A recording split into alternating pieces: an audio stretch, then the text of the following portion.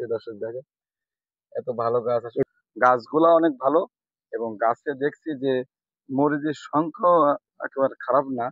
আপনারা দেখেন মোটামুটি মরিচ ভালোই ধরছে।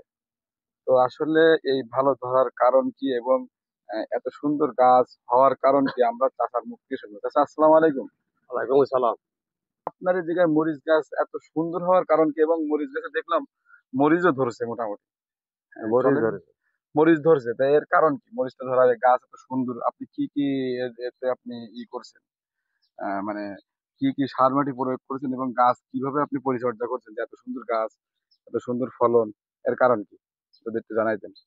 ওই দুবার, একবার পয়লা ফসফেট মারিছি, হুম, ইউরিয়া, পটাশ, ফসফেট, হুম, বাংলা হুম, ফসফেট। হুম, আর এই আজকে 5-7 দিন আগে দিলাম বাংলা ফসফেট আর পটাশ। জি, জি, জি।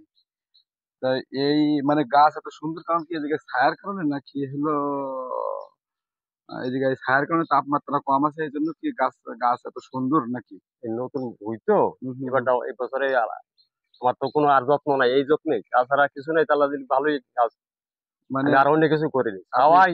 আপনি এই জায়গায় কতটুকু জমিতে মরিচ লাগাইছেন? এই কাটাখানি হবে, 1 কাটা। কাটাকানি হবে। আপনি কি এর থেকে এখন উত্তোলন করেছেন 1 কেজিও? এই 1.5 কেজি তুলেছি। এখন মরিচের বাজার কেমন? তখন মরিচের বাজার একটু দাম কমে গেছে, 200-250 টাকা। না, এখন এই মরিচটা বাজার পালাম আমি 80 টাকা পাইকারি পাইকারি দামটা পাইকারি। পাইকারি। তো আপনার হলো আহ, আপনি এতে কি কি স্প্রে করছেন যে মরিচে কোনো কি পোকা টোকা লাগে? আমি ওই স্প্রে করিনি তো। মরিচে কোনো পোকা লাগে যে হ্যাঁ, ছিদ্র পোকা করে? লাগে, পোকা লাগে, স্প্রে করলে করা যায়। ওই বাগানের ওষুধে একটু বাড়ি মারিছি। তাছাড়া কোনো স্প্রে না করেন না, না? তাছাড়া দিই। আর আপনি এর কি কি সার মাটি দিয়ে পরিচর্যা করছেন? ওই যে পটাশ আর ফসফেট আর ওই পটাশ ইউরিয়া। পটাশ আর ফসফরাস আর ইউরিয়া। হুম। কিন্তু এত ভালো গাছ আমি কোথাও দেখি নাই। দেখি উঁচু করেন প্রিয় দর্শক দেখেন এত ভালো গাছ এ আসলে তো আমি তুই লেবেল আইছি, আর 2 দিন আগে ভিডিও করলে আহ, মনে হয়। আমি ভালো গাছ এত ভালো গাছ কোথাও দেখি নাই।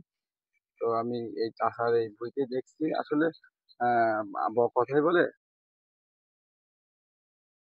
যে আর যাকে দেই না তাকে কি বলবো দেখেন দেখেন চাষার বেগুন খেতেও বেগুন দেখেন বেগুনও যেমন ধরছে আসলে চাষা যে আমারই পরিচর্যা করে তার এই আগে 1 সপ্তাহ ধরে দিয়েছি, আর একবার দিয়েছি প্রায় 3-4 মাস আগে, তো 3 মাস আগে। তো এই মরিচ কত মাসে এই বৈশাখ মাসে লাগানো, একবারে মাঘ মাসের শেষ।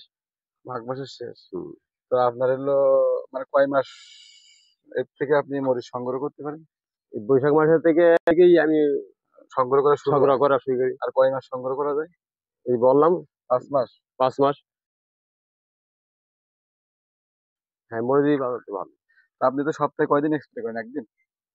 এটাই এখন স্প্রে করিনি, ওই বাগানে দিই এখন, ওই কদিন আর দিলাম। সার মাটি কয়দিন দেন এই সপ্তাহে? এই দুবারই দুবারই দিছি, 8 দিন।